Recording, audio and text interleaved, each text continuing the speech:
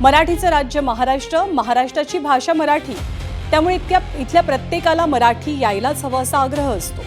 त्यातही दररोज शेकडो नागरिकांशी संबंध येणाऱ्या रिक्षा चालकांनी तर मराठी बोलावं असंही म्हटलं जातं।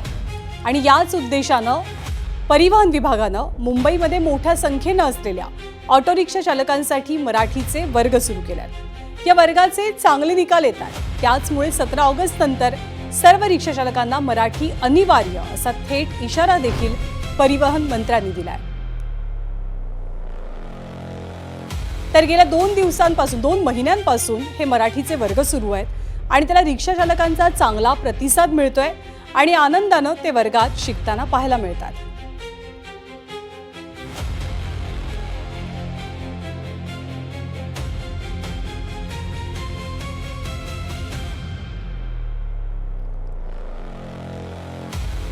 तर मुंबई आणि परिसरात सुरू असलेल्या प्रशिक्षण वर्गांची संख्या 114।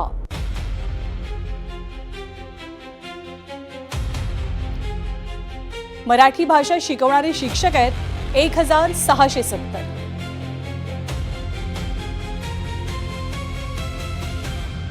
प्रशिक्षण वर्ग उत्तीर्ण झालेले अमराठी चालक आहेत 47,000 इतके।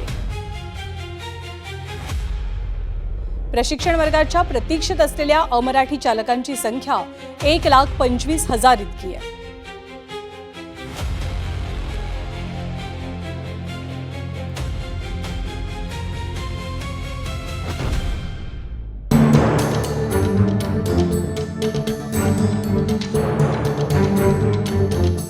मीटर चालू करा।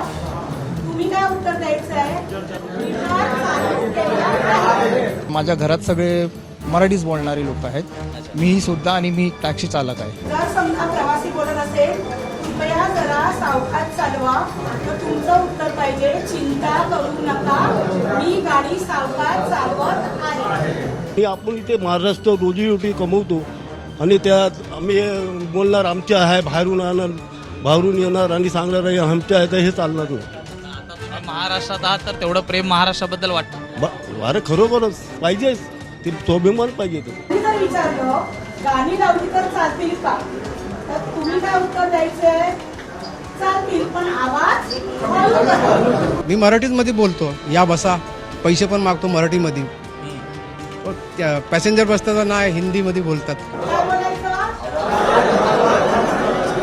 महाराष्ट्रात आले तर मराठी शिकावंच लागेल, दुसरा पर्याय नाही। आपण रोजीरोटी कमवतो, त्या महाराष्ट्रामध्ये आपण मराठी का शिकू नये? शिकलं पाहिजे की नको? म्हणजे तुम्हाला शिकायची आवड आहे की नाही? तर या मराठी वर्गांना आणि मराठी शिकण्याला चांगला प्रतिसाद रिक्षा चालकांकडून मिळत असल्याचं चित्र पाहायला मिळत आहे। तर ऑटो रिक्षा चालकांसाठी मराठीचे वर्ग सुरू करण्याचा निर्णय परिवहन विभागाचा होता, त्याचमुळे आता परिवहन मंत्री प्रताप सरनाईक यांनी 17 ऑगस्टपासून प्रवाशांसोबत मराठीमध्ये संभाषण केलं नाही तर थेट कारवाईचा इशारा दिलाय। 17 तारखेनंतर जर आम्हाला कुठल्या रिक्षा चालकाला मराठी जे आमच्या पॅसेंजरबरोबर मराठी बोलायचं तेवढं जर मराठी आलं नाही तर आम्हाला नाईलाजास्तव त्यांच्यावर कारवाई करावी लागेल, कारण महाराष्ट्रामध्ये मराठी अनिवार्य। जर मराठी येत नसेल तर त्याला राज्यामध्ये रिक्षाचा व्यवसाय किंवा टॅक्सीचा व्यवसाय करणं बंधनकारक आहे, आणि त्यामुळे मराठी जर त्याला आलं नाही तर आम्हाला त्यांच्यावर कारवाई करावी लागेल, आणि ह्यावेळी जी कारवाई करू ती कठोर कारवाई करू। त्यामुळे फक्त आता एक 15-16 दिवस राहिलेले त्यांनी मराठी शिकणं आवश्यक आहे। आमच्या शिक्षकांकडनं त्यांनी ते शिकून घेणं गरजेचं आहे।